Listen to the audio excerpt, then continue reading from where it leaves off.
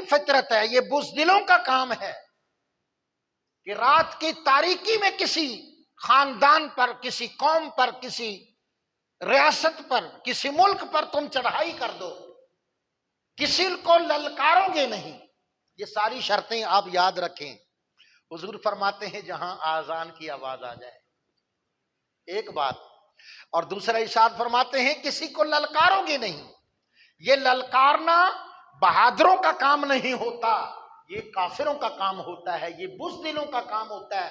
غزوہ خندق میں، جس کو غزوہ احزاب کہتے ہیں، غزوہ احزاب خندق میں ابن عبد ود وہاں کھڑا ہو کر کہنے لگا یا محمد حل من مبارز، اے محمد تیری جماعت میں ہے کوئی مائی کا لال تو اس کو میرے مقابلے میں باہر نکالیے۔ میرے کریم نے حضرت علی کو دیکھا، زبان سے کچھ نہیں کہا، آنکھوں آنکھوں میں اشارے ہو گئے۔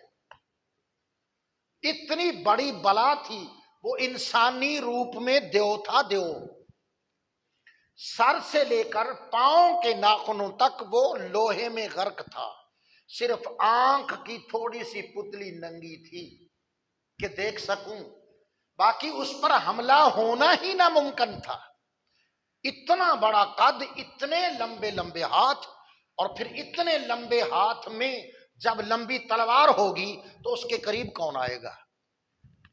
وہ کہہ رہا ہے حل من مبارز یا محمد، اے محمد تیری جماعت میں کوئی مائی کا لال ہے تو میرے مقابلے میں اس کو نکالیں باہر۔ یعنی حضور نے نہیں للکارا، کافر نے للکارا۔ حضور فرماتے ہیں للکارنا نہیں ہے، اور جب کوئی ابن عبد ود للکار دے تو پھر حضرت علی کی طرف دیکھا، آنکھوں سے سمجھایا کہ علی اب تیری ضرورت ہے، نکلو۔ حضرت علی اٹھے، لوگوں نے کہا یہ کوئی مقابلہ ہے، ایک طرف اتنا لمبے قد والا اور ایک طرف کثیر قد، یعنی اس دور کے بڑے قد والے لوگوں کی نسبت حضرت علی کا قد کم تھا۔ اس دور کے لمبے قد والے عموماً لوگوں کی نسبت ان کا قد کم تھا، حضرت علی کا قد کم تھا۔ یہ سن کر یہ نہ سمجھو کہ آج کل کے جو چھوٹے قد والے ہیں ان کے برابر تھا، نہیں، اس دور کے لمبے قدوں کی نسبت سے حضرت علی کا قد کم تھا، لیکن آج کے بڑے بڑے قد آوروں سے حضرت علی کے کندھے اونچے تھے، یہ بھی سمجھو۔ تو ادھر تو لوہے میں غرق ہے، اتنی لمبی تلوار ہے، تو ادھر حضرت علی کے صرف ایک کرتا جی ذرا تو تھی کوئی نہیں، ایک کرتا ڈالا ہوا ہے، تو سرکار نے فرمایا علی اٹھو نا، پھر اٹھو آج۔ حضرت علی اس کے مقابلے سامنے اس کے سینے کے کھڑے ہو گئے، اور لوگ دیکھ رہے تھے، آسمان کے فرشتے بھی تماشا دیکھتے ہوں گے کہ یہ کیا مسئلہ ہے۔ وہ کہہ رہا ہے یا محمد حل من مبارز، اے محمد تیری جماعت صحابہ میں کوئی مائی کا لال ہے تو میرے مقابلے میں اس کو نکالو نا ذرا باہر۔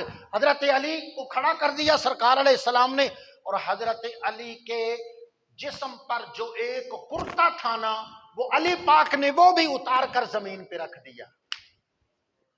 تجھ کو تیری طاقت پر مان ہے، ہمیں ختم نبوت پر مان ہے، تجھے تیری تلوار پر مان ہے، ہمیں نگاہ یار پر اعتبار ہے، جی مان ہے ہمیں۔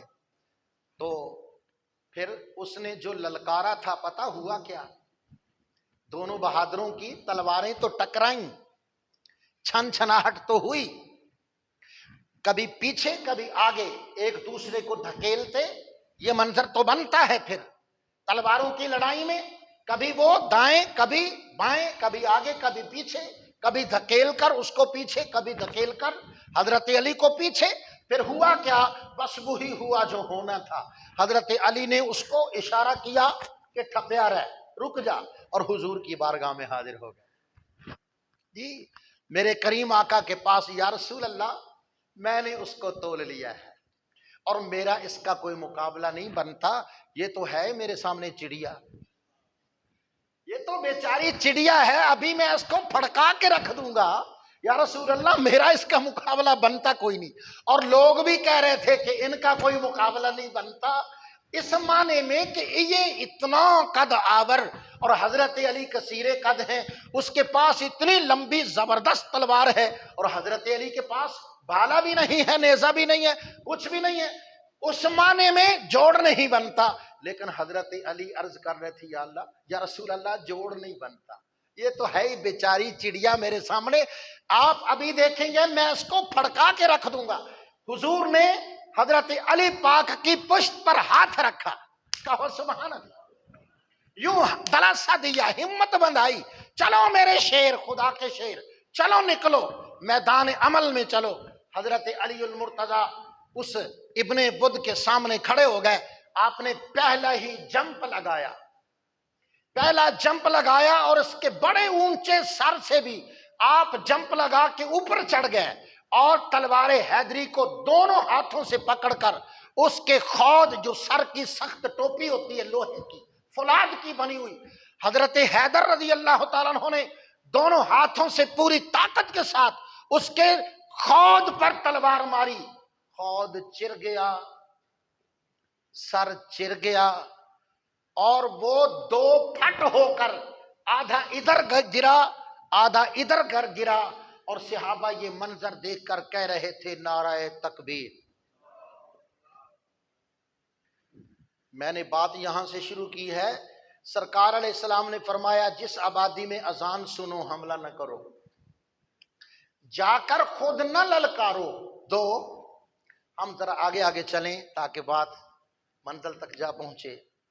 للکارنا نہیں ہے، اور غفلت میں رات کی تاریکی میں حملہ، یہ بزدلوں کا کام ہے. تم خدا کے شیر ہو، تم اپنے لیے نہیں نکلے، خدا کی رضا کے لیے نکلے ہو. وہ خدا کے بندے ہیں، ذرا بندوں کی لائن سے اترے ہوئے ہیں. ان خدا کے بندوں کو بندہ بنانا ہے، ان کو مٹی نہیں کرنا جی، ان کو قتل نہیں کرنا. اور جب میدان لگ جائے تو پھر حضور فرماتے ہیں ان کی جانوں کا تحفظ کرنا ہے.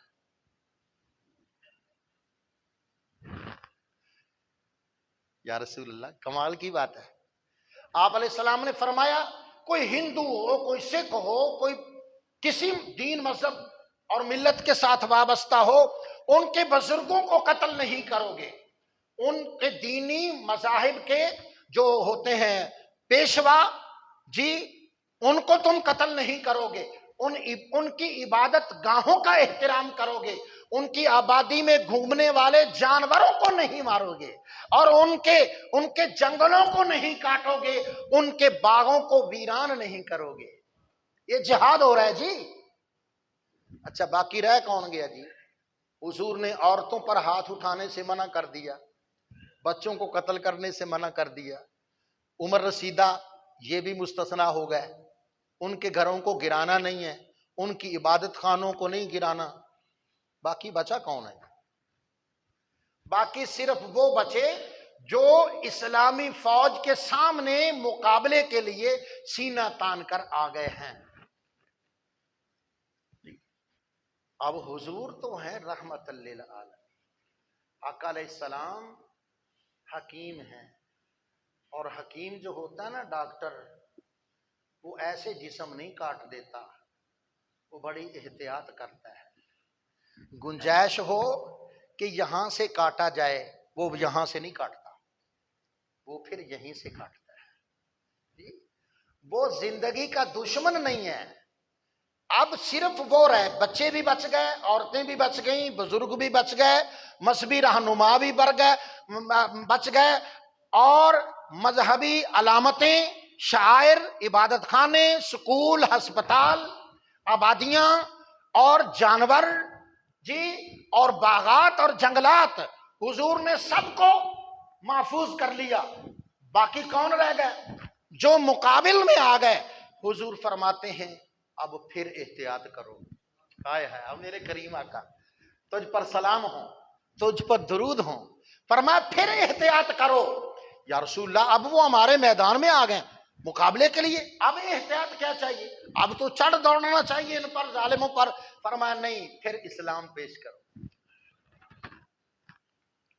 پھر وہی بات کرو جو میں نے اعلان نبوت کے وقت کی تھی، یا اہل مکہ قولوا لا الہ الا اللہ تفلحوا، اے مکے والو تم یہ عقیدہ بناؤ دل جان ایمان سے کہ خدا ایک وحدہ لا شریک ہے، اگر تم یہ قبول کر لو گے تفلحوا، تم کامیاب ہو جاؤ گے۔